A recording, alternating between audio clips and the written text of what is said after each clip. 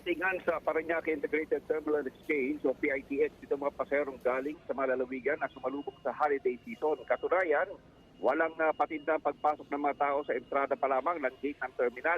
As of 10 a.m., nasa 60,858 na ang naitatalang foot traffic ngayong kalawang araw ng Enero sa PITX. Pero nang inihayag ng terminal na inaasahan nila ang mas malaking bilang ng mga pasero sa Lunes, January 5. Sa talapa ng PITX mula December 19, 2025 hanggang January 1, 2026, umaabot na sa halos 2.7 bilyon ang naitalang bilang ng mga taong dumating sa terminal. Patuloy naman nakalerto ang mga pulis at security personnel sa loob ng PITX para tsakin ang seguridad ng publiko. Sa Pasay City, unti-unti na rin dumarami ang mga paserong dumarating sa mga bus terminal.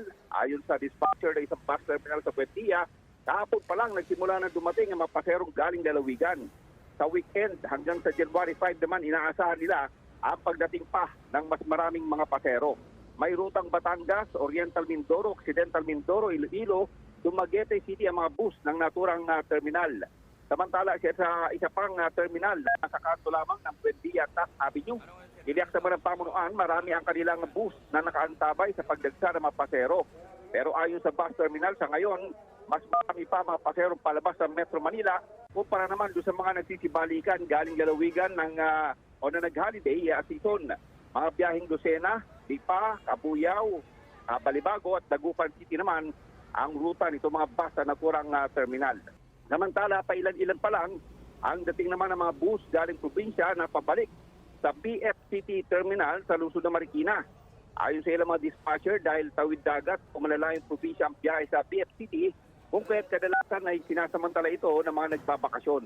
Sa Sabado hanggang madaling araw ng Lunes pa umano, inaasahan ang pag-uwi sa karamihan ng mga may biyaheng tawid dagat. Samantala, marami pa rin ang mga pasero sa BFCT na ngayon pa lang paalis at magbabakasyon sa probinsya. Personal choice umano nila ang pagbiyahe ngayon dahil hindi sila sumabay sa dagsa ng mga tao nitong Pasko at Bagong Taon. Kasama sa mga biyahe roon ng Aklan, Antique, Iloilo, Davao at Samar.